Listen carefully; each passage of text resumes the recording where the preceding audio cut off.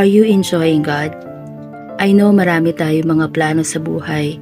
Lagi natin pinagdarasal, Lord, gusto kong pumunta sa lugar na to. Lord, gusto kong ma-achieve to para sa ministry ko at marami pang iba. And I'm not saying na masama ang lahat ng ito. But the question is, do we spend time to rest and sit with Jesus? And sometimes we identify ourselves with the things that we do, but it must be who we are in Christ. Our first goal must be developing and deepening our relationship with Jesus. Kasi sa pamagitan nito, maririnig natin yung voice niya at malalaman natin ang holy will niya sa buhay natin. Let's enjoy God and enjoy His company and His presence.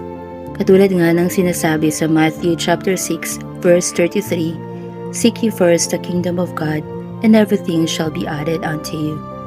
So Jesus first and everything will fall into the right